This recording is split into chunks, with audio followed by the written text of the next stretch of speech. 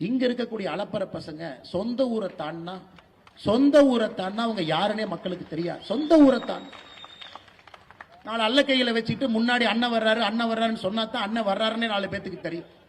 இந்த அல்ல கைக ஐயப்ப நான் திமுக ஸ்டைலுக்கு மாறிட்டேன், தப்பா நினைச்சுக்காது. இந்த அல்ல கைக பாரத பிரதமர் நரேந்திர மோடி அவர்களை பார்த்து குற்றம் சுமத்துறாங்க. உதயநிதி ஸ்டாலின் சொல்றாரு நேற்று முன்தினம், மோடி மட்டும் தமிழ்நாட்டுக்கு வந்தாருன்னா முதல்ல நாங்க கோ பேக் மோடின்னு சொன்னோம், நாங்க இன்னைக்கு கெட் அவுட் மோடின்னு சொல்லுவோம். அப்படி உதயநிதி ஸ்டாலினுக்கு நான் சொல்றேன், நீ சரியான ஆளா இருந்தா, சரியான ஆளா நீ இருந்தீனா உன் வாயிலிருந்து கெட் அவுட் மோடின்னு நீ சொல்லிப்பார். இல்ல எங்க அப்பா முதலமைச்சர், எங்க தாத்தா 5 முறை முதலமைச்சர், நீ சொல்லி பாடுறா பார்க்கலாம். நீ சொல்லிப்பார். நான் சொல்றேன், நீ சொல்லிப்பார். வாயிலிருந்து எங்களுடைய உலக தலைவரை எங்க தாத்தா முதலமைச்சர், அப்பா முதலமைச்சர், எங்க அப்பா சிட்டிங் முதலமைச்சர், நான் சிட்டிங் துணை முதலமைச்சர் சொல்றா பார்க்கலாம். சொல்லு. நீ மந்தாளத்து கேட்ல சொன்ன 2 நாட்களுக்கு முன்பு நீ என்ன சொன்ன சென்னையில? கெட் அவுட் மோடி, வெளியே போடா மோடின்னு சொல்லுவாராம். உன் வீட்டுக்கு வெளியே வந்து பால்டாயில் பாபு போஸ்ட் ஒட்டிட்டு வரும். நீ சொல்லுகின்ற அதே பாஷையிலே நான் பேசுவேன். உனக்கு ஒரு உலக தலைவரை மதிக்க தெரியல, ஒரு கத்துக்குட்டி. நீ கத்துக்குட்டி. காலையில 11:30 மணிக்கு தான் உன் மேல வெயிலே படும். நீ சூரியனை நேரா பார்த்தது கூட கிடையாது. சூரியன் மேல வந்தா தான் இப்படி பார்க்கிற ஆள் நீ. சூரியனை பார்த்து துப்பி அந்த எச்சல் உன் மேல விழுவும். அப்படிப்பட்ட ஆள் நீ.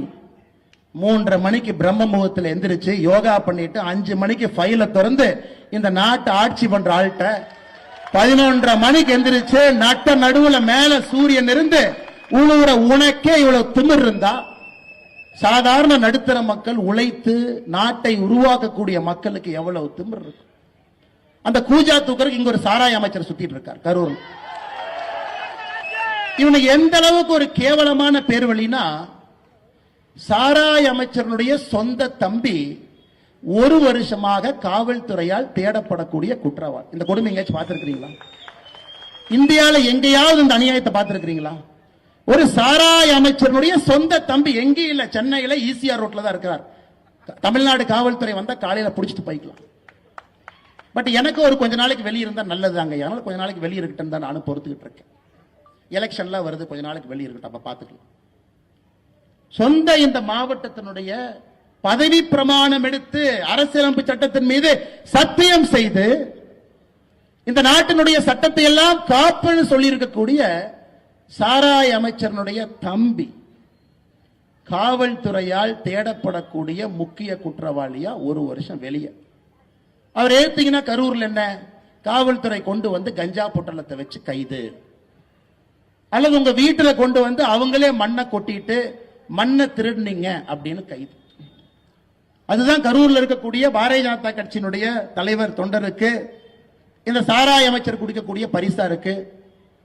கரூர்ல இருக்கக்கூடிய அண்ணன் விஜயபாஸ்கர் அவர்கள், இதற்கு முன்பு அமைச்சராக இருக்கக்கூடிய இந்திய அண்ணா திராவிட முன்னேற்ற கழகத்தில் அமைச்சராக இருக்கக்கூடிய அண்ணன் விஜயபாஸ்கர் அவர்கள், அவங்க கூட இருக்கிறவங்களுக்கும் இதுதான் சாராய அமைச்சர் கிடைக்கக்கூடிய பரிசா இருக்கு.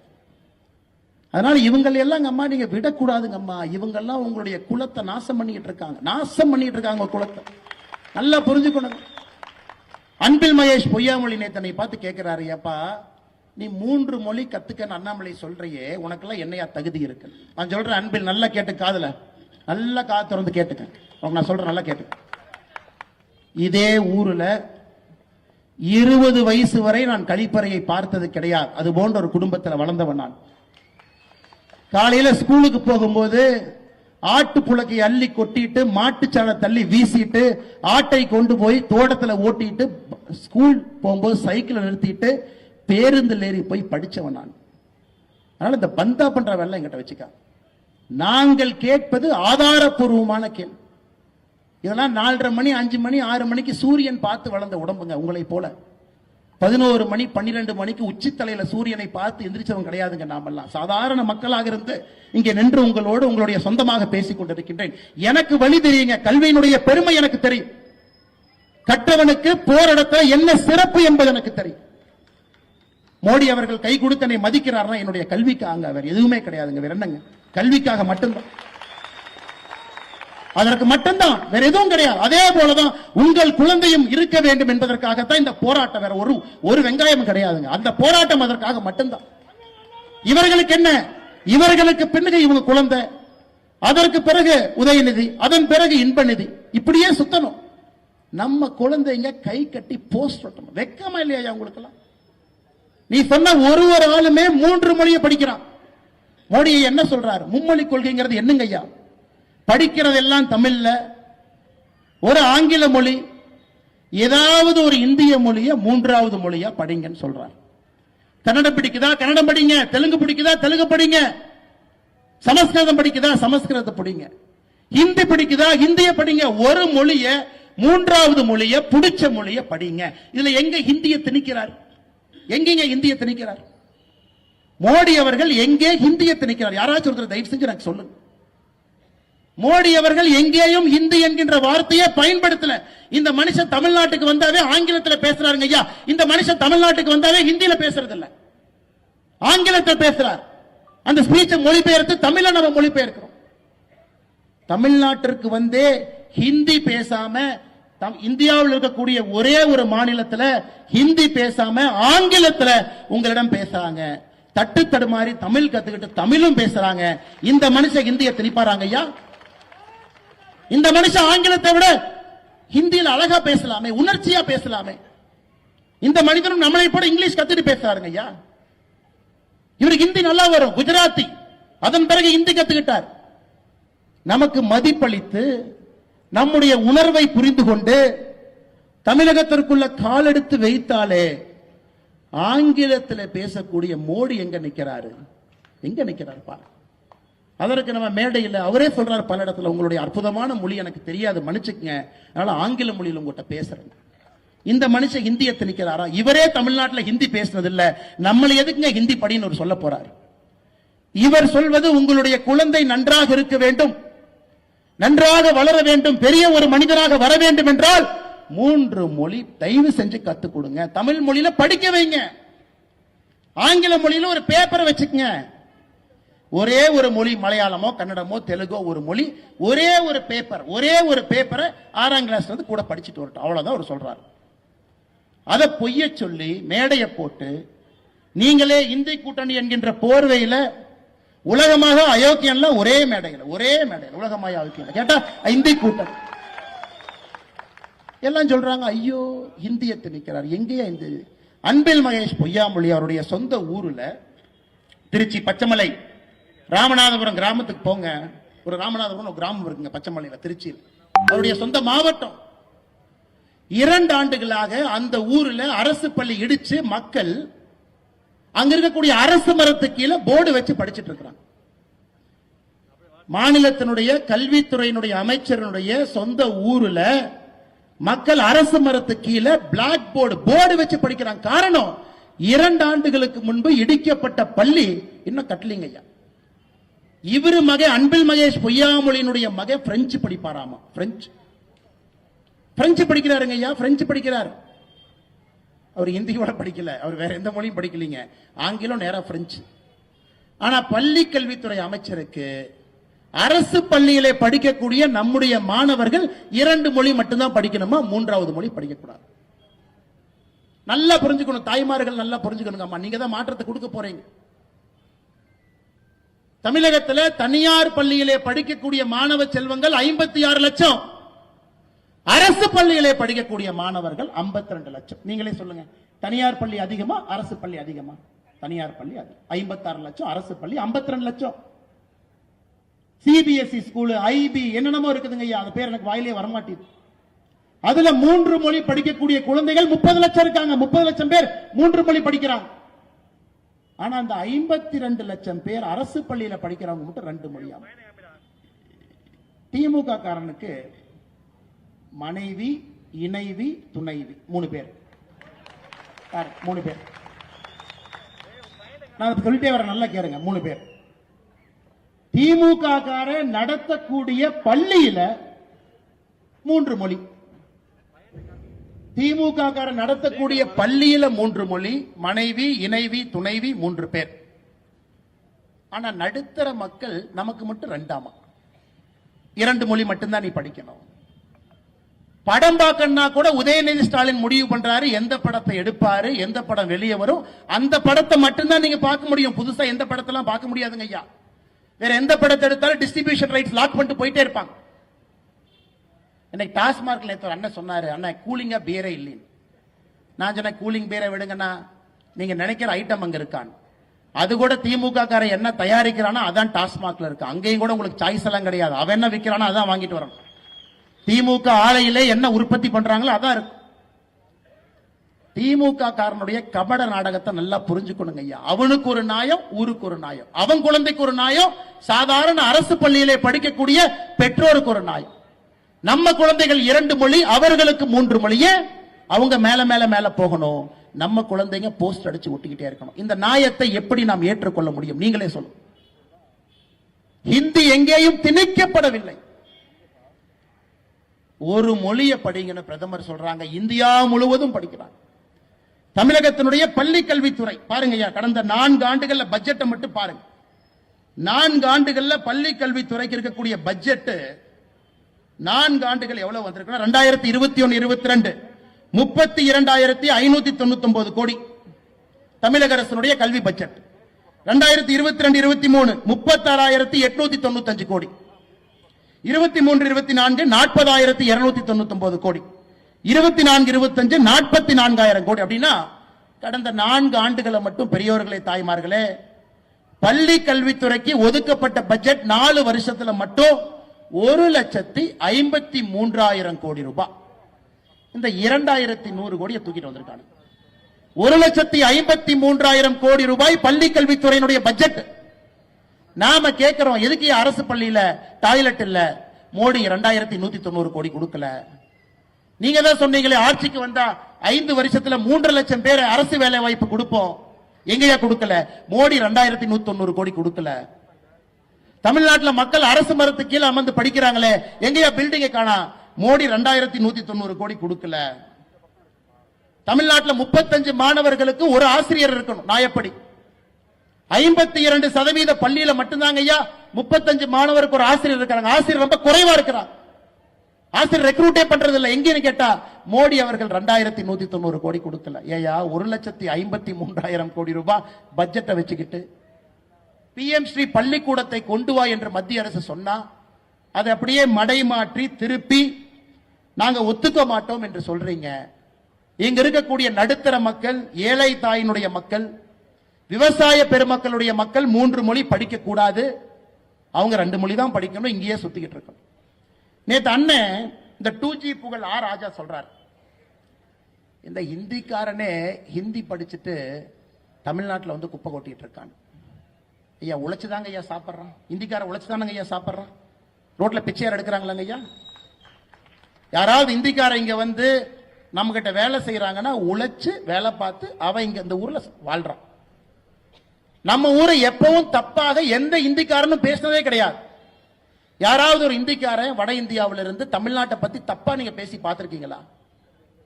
ஆனா இவனுக்கு அரசியலே நம்மை பற்றி தப்பா பேசாதவங்கள இவங்க இங்கிருந்து பான்பராக்கு வாயன், ஹிந்தி தெரிஞ்சா டாய்லெட் மட்டும்தான் கட்டலாம், இதெல்லாம் இங்கிருந்து இவங்க பேசுறாங்க. யாராவது ஹிந்தி தெரியக்கூடிய நாட்டுல யாராவது ஒருவர் நம்முடைய தாய் திரு தமிழ்நாட்டை பத்தி தப்பா பேசி நம்ம பார்த்திருக்கோமா? தாய்மார்களுக்கு இன்னொரு விஷயத்தையும் இந்த மேடையில இருந்து நான் சொல்றேங்கம்மா. இன்னைக்கு பாரதிய ஜனதா கட்சி உங்களோடு இருக்கின்றோம். அஸ்ஸாம்ல 37 லட்சம் பேர் பிஜேபி ஆட்சிங்கம்மா. அஸ்ஸாம்ல 37 லட்சம் பேருக்கு மகளிர் உரிமை தொகை அஸ்ஸாம்ல எவ்வளவு கொடுக்கிறோம் அதெல்லாம் ஒன்னொன்னா பார்த்துட்டு வரலாம். அஸ்ஸாம்ல பாரதிய ஜனதா கட்சியினுடைய ஆட்சி ஒரு தாய்க்கு 830 ரூபாய் கொடுக்கிறோங்கம்மா அஸ்ஸாம். மத்திய பிரதேஷ்ல 1,30,00,000 பேருக்கு 1,250 ரூபாய் மாசம் கொடுக்கிறோம். மகளிர் உரிமை தொகை பாரதிய ஜனதா கட்சி ஆளுகின்ற மத்திய பிரதேச மாநிலத்தில் 1,250.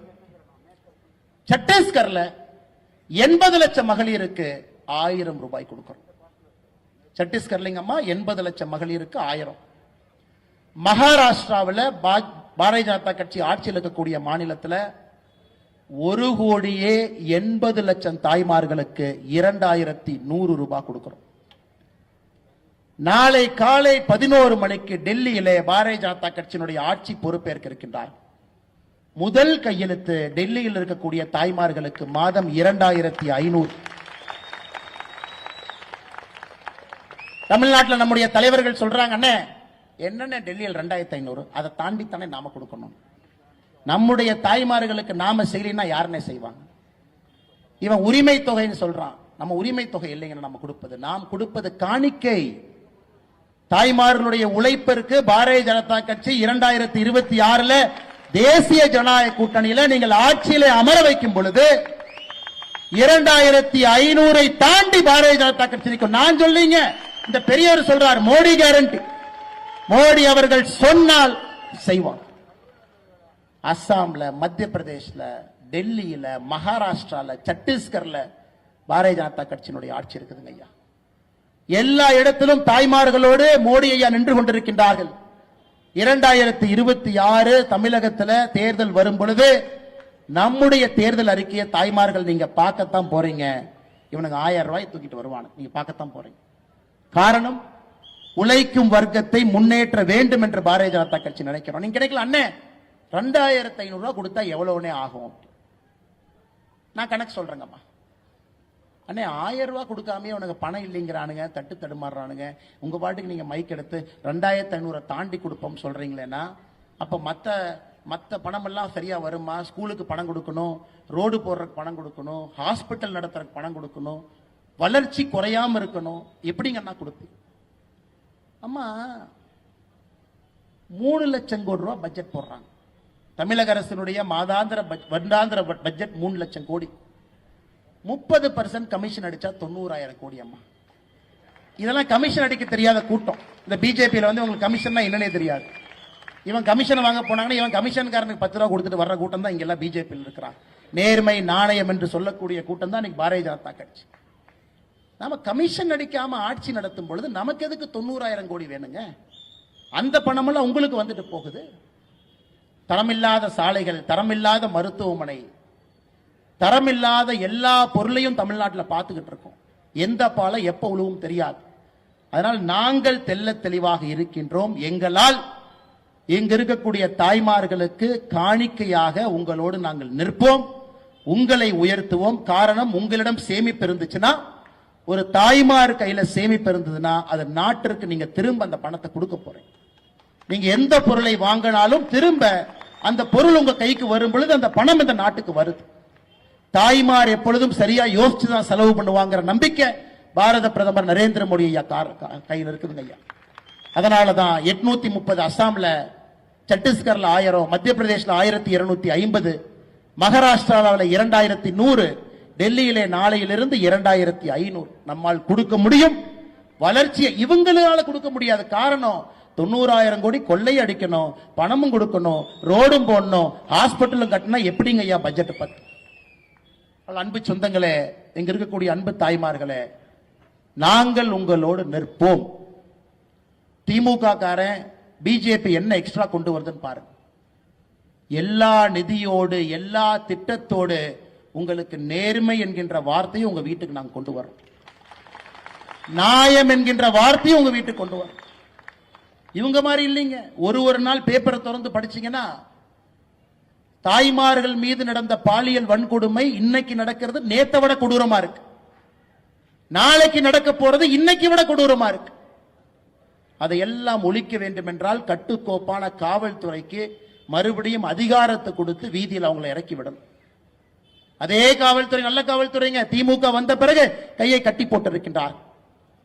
அந்த காவல்துறைக்கு அதிகாரத்தை திரும்ப கொடுக்கும் பொழுது ஒரு தாய்மாருக்கும் சகோதரிக்கும் ஒரு பிஞ்சு குழந்தைங்க ஐயா. நான் தாய்மார் சகோதரியை தாண்டி பிஞ்சு குழந்தைக்கு தமிழகத்திலே பாதுகாப்பு இல்லைன்னு நான் வந்துட்டேங்க ஐயா. பிஞ்சு குழந்தை, அந்த குழந்தை எதுவுமே தெரியாது. பிஞ்சு குழந்தை 8 வயசு பொண்ணுக்கு என்னங்க ஐயா தெரியும்? இல்ல 18 வயசு பொண்ணுக்கே பெருசா தெரியாது. பிஞ்சு குழந்தையின் மீது கையவர்கள் என்று கை வைத்துக் கொண்டிருக்கின்றார்கள். அந்த அவலத்தை தமிழ்நாட்டில் நாம் பார்த்துக்கிட்டு இருக்கிறோம். எதுவும் செய்ய முடியாம குற்ற உணர்ச்சியில் என்று கொண்டிருக்கின்றோம். அதையெல்லாம் பாரதிய ஜனதா கட்சி சரி செஞ்சு கொடுக்குங்க அம்மா, நீங்க நம்பணும். ஏன்னா பாரதிய ஜனதா கட்சியால் மட்டும்தான் அது முடியும். நாங்க 3 மொழி கத்துக்க வேண்டும் என்று சொல்வது எங்களுக்கு அதுல எந்த பிரயோஜனம் இல்லைங்கம்மா. நம்ம கிட்ட எந்த ஸ்கூல் இல்ல. 3 மொழி கற்றுக்கொள்ள வேண்டும் என்று சொல்வது உங்களுடைய குழந்தை நாளை உயர்ந்து நிற்க வேண்டும், மாமனிதனாக வர வேண்டும் என்பதற்காக, பாரத பிரதமரை போல ஒப்பற்ற தலைவனாக வர வேண்டும் என்பதற்காக. இந்த 52 லட்சம் அரசு பள்ளியில் படிக்கக்கூடிய மாணவ செல்வங்களுக்கு மட்டும் ஏன் இவங்க வஞ்சனை பண்றாங்க? ஏன் ஓர வஞ்சனை பண்றாங்க? இவங்க நடத்தக்கூடிய பள்ளியில் இருக்கு. அதைத்தான் திரும்ப திரும்ப திரும்ப கேட்க. இன்னைக்கு புதுசா வந்திருக்கிறாங்க நடிகர் எல்லாம் அரசியலுக்கு வர்றாங்க. அவரு சொல்றார், அண்ணன் விஜய் சொல்றார் 2 மொழி தான். அவரே ஒரு பள்ளி நடத்துறாரு, அவரே சிபிஎஸ்இ பள்ளி நடத்துறாரு. அந்த பள்ளியில ஹிந்தி மொழியை அவரே கத்துக் கொடுக்கிறார். அவருடைய சொந்த பள்ளி விஜய் வித்யாசிரம், நடிகர் விஜய் அவர்கள் தமிழக வெற்றி கழகத்தினுடைய தலைவர் நடத்தக்கூடிய சொந்த பள்ளி சிபிஎஸ்இ பள்ளியில ஹிந்தி இருக்குதுங்க ஐயா. என்ன நியாயத்தை பேசுறாங்க அவங்கள? என்ன உண்மையை பேசுறாங்க? இவ்வளவு வாய்களையே பேசக்கூடிய அரசியல் தலைவர்கள் எல்லா குழந்தையும் இன்டர்நேஷனல் ஸ்கூல், ஐபில, பிரெஞ்சு, வேறு வேறு மொழியில படிக்கிறாங்க. எப்படி ஏற்றுக்கொள்ள முடியும்? அதனால் பாரதிய ஜனதா கட்சி உங்களோடு இருப்போம். உங்களுக்கு இது நல்லது என்பதை உங்களுக்கு எடுத்து சொல்லிக் கொண்டிருக்கின்றோம். உங்களுக்கும் அது தெரியும். ஹிந்தியை இந்த மனுஷனே திணிக்கல, இந்த மனுஷனே ஹிந்தியில தமிழ்நாட்டில் பேசல. இந்த மனுஷன் எதுக்கு நம்மளை ஹிந்தியில பேச சொல்ல போறார்? ஆங்கிலம் படிங்க, தமிழ் படிங்க, இன்னொரு மொழியை படிங்கன்னு சொல்றார். அதனால் நிச்சயமாக வருகின்ற காலத்துல நீங்கள் பாரதிய ஜனதா கட்சியின் பக்கம் நிற்பீங்க என்கின்ற முழு நம்பிக்கை எனக்கு இருக்குதுங்க. ஏன்னா 2026 மாற்றம் இல்லை என்றால் என்னை பொறுத்தவரை எப்பவும் இல்லை என்றுதான் நான் பார்க்கின்றேன். ஏன்னா இன்னைக்கே தமிழ்நாட்டை திருத்த முடியாத ஒரு மாநிலமாக இவர்கள் மாற்றி வச்சிருக்கிறாங்க ஐயா. சாராயம் காட்டாற்று வெள்ளம் போல் ஓடிக்கொண்டிருக்கிறது. சட்டம் ஒழுங்கு சீர்கெட்டு நிற்கிறது. ஒரு பிஞ்சு குழந்தைக்கு இந்த மாநிலத்திலே பாதுகாப்பு இல்லை. இன்னும் 5 வருஷம் ஆச்சுன்னா யோசிச்சு பாருங்க. 5 வருஷம் ஆச்சுன்னா யோசிச்சு பாருங்க. இன்னைக்கு முதலமைச்சர் அவர்கள் பகல் கனவுல 200 200 200 200 200 200னா அப்புறம் நம்ம சொல்லுவோம் போற போக்கில் அப்படியே அந்த வண்டியில் ஏறிப்பா, அந்த வண்டி பெரிய ஆஸ்பத்திரிக்கு போகுது. அப்படிதான் முதலமைச்சர் சொல்லிட்டு இருக்கிறாங்க 200 200 200 200 200. எப்படி மக்கள் 200 கொடுப்பாங்க? எப்படி கொடுப்பாங்க ஐயா? எப்படி 200 கொடுப்பாங்க? இவ்வளவு மோசமான ஒரு ஆட்சி, யாருக்கும் எந்த பிரயோஜனம் இல்லாத ஆட்சி, எந்தவித வளர்ச்சி திட்டமும் இல்லாத ஆட்சி, யாருக்கும் பாதுகாப்பு இல்லாத ஒரு ஆட்சியில எப்படி 200 மக்கள் கொடுப்பாங்க? 200னா 200 சீட்டுங்களாமா? அன்பு சொந்தங்களே, இந்த வரலாற்று சிறப்பு மிக்க கரூர் பொதுக்கூட்டத்தில் இங்கே பங்கேற்றுக் கொண்டிருக்கக்கூடிய எல்லா அன்பு சொந்தங்களுக்கும் இந்த நேரத்தில் என்னுடைய நெஞ்சார்ந்த நன்றிகளை தெரிவித்துக் கொள்கின்றேன். திராவிட முன்னேற்ற கழகத்தினுடைய அன்பு சொந்தங்களுக்கு சொல்லிக்கிறேன், உங்கள் குழந்தையும் 3 மொழி படிக்க வைங்க. தயவு செஞ்சு நீங்க அரசியல் கரவேட்டை கட்டுறங்கிறதுக்காக உங்க குழந்தையினுடைய வாழ்க்கையை பால்படுத்திடாதீங்க. நாளைக்கு வந்து என்ன டாடி இப்படி பண்ணிட்டேன்னு கேட்பாங்க. என்னப்பா இந்த மாதிரி பண்ணிட்டேன், ஏன்னா இந்த மாதிரி பண்ணிட்டேன். உங்கள் குழந்தையை படிக்க வைப்பதற்கு வாய்ப்பு இருக்கும் பொழுது படிக்க வைங்க. நன்றாக வர வேண்டும். நாம தான் கை கட்டி போஸ்ட் ஒட்டுற ஒரு காலகட்டமாக மாறி இருக்கின்றோம். குழந்தைகள் கம்பீரமாக வருங்காலத்தில் பாரதிய ஜனதா கட்சியினுடைய ஆளுமை மிகுந்த தலைவர்களாக, பிரதமர்களாக, முதலமைச்சர்களாக உங்கள் குழந்தை வர வேண்டும் என்று நினைக்கின்றோம். இந்த நாட்டை ஆள வேண்டும் என்று நினைக்கின்றோம். எங்களுக்கு இதுல எந்த விதமான சுயலாபம் இல்லைங்கம்மா. உங்களுடைய குழந்தை நன்றாக இருக்க வேண்டும் என்பதற்காகத்தான் இவ்வளவு ஆக்ரோஷமா பேச, இவ்வளவு பொய்யை பேசிக் கொண்டிருக்கின்றார். அதனால் நிச்சயமாக வருகின்ற காலத்தில் உங்களுடைய அன்பும் ஆதரவும் பாரதிய ஜனதா கட்சிக்கு இருக்கும், மோடி அவர்களுக்கு இருக்கும், தாமரை சின்னத்திற்கு இருக்கும் என்று சொல்லி